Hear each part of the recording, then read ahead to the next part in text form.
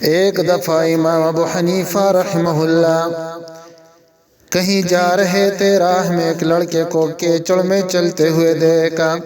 آپ نے فرمایا، اے لڑکے ذرا ہوش سے چل، کہیں پھسل نہ جائے۔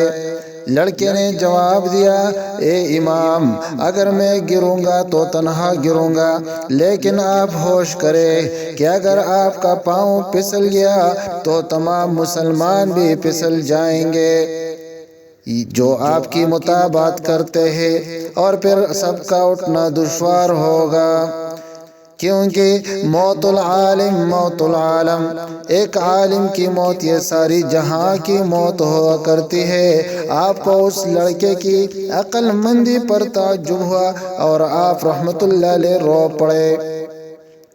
اپنے مریدوں سے فرمایا، اگر تم کو کسی مسئلہ پر شبہ ہو اور کوئی روشن دلیل موجود نہ ہو تو اس میں میری مطابقت نہ کرو، اور میری تقلید کی وجہ سے اپنی تحقیق سے باز نہ رہنا۔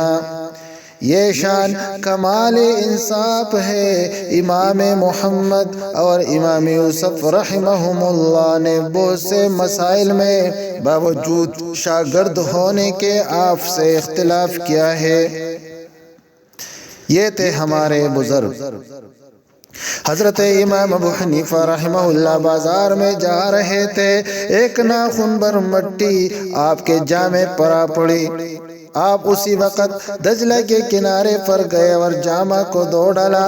لوگوں نے کہا، اے امام، آپ نے نجاست کی ایک معین مقدار کو جائز کر رکھا ہے، پھر اس قدر مٹی کو آپ کیوں دھوتے ہیں؟ آپ نے فرمایا، ہاں وہ فتویٰ ہے اور یہ تقویٰ ہے۔ یعنی فتویٰ الگ چیز ہے، تقویٰ الگ چیز ہے کہ ذرہ برابر گناہ اور نجاست سے بھی انسان اپنے آپ کو بچائے۔